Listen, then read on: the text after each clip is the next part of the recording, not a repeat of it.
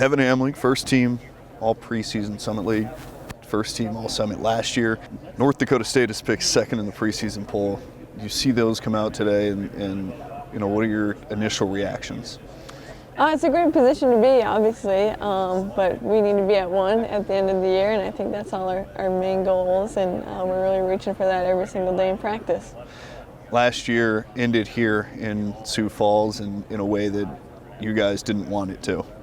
Losing in that quarterfinal matchup against Kansas City, a very good Kansas City team that ended up, almost going to the finals. But you look back at that, and how much of that has been motivation in the offseason? It's been a lot of motivation. I just kind of pushed it away, and focused on what we can do better.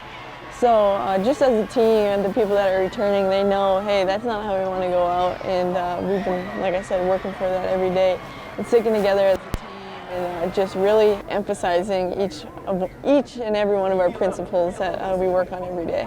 So this is year 6 in college for you, right? You've had a lot of time at the collegiate level. What does that experience do for you, and how can that translate to the court? Yeah, it's a lot of years in college. A lot of kids are, 19, 20, 21. I'm 23, so I got a few more years under my belt, but it's a good place to be at because you can, rope some of the freshmen and underclassmen in and say, hey, this is what we're doing in this drill, this is what we're trying to accomplish, or this is how we're supposed to set ball screens, and this is the calls on them. So little things like that, I feel like I can really step in and help out people when maybe they're struggling or just, trying to get a concept down. So, in your time in Fargo, what are the relationships like with people outside of the basketball program and maybe in the community that you've been able to connect with? Right, Fargo's a special place for me. I've done a lot of different things, and I'm super blessed to be able to even know the people that I've been able to meet. So things like Silver Star Car Wash, I know they're big in Sioux Falls, but just the people through that and the Team Makers organization and our admin, they're all just super great people, and everyone in Bison Nation just makes you feel like you're a family member to them. So like a couple weeks ago I was at a Team Makers event and I said a speech, and the amount of people that came up and said, oh, great job, or nice hearing you, and little things like that, and I had no idea who they were, but they knew me and seemed like they knew a lot about me. It's special, and I think Fargo is a great place for student athletes to really go and feel like they're at home. So in your final season of college hoops, what are you looking to accomplish that maybe is other than the obvious of winning a championship?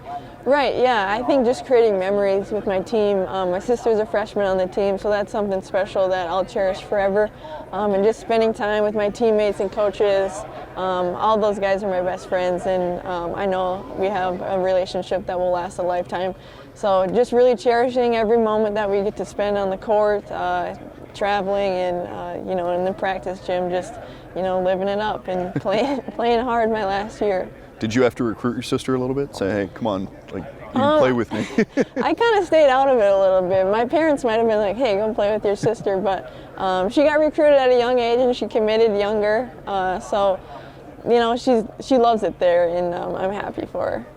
The league is wide open this year, and you guys are preseason second place. You have a lot of returners, yourself, of course, in that veteran presence role.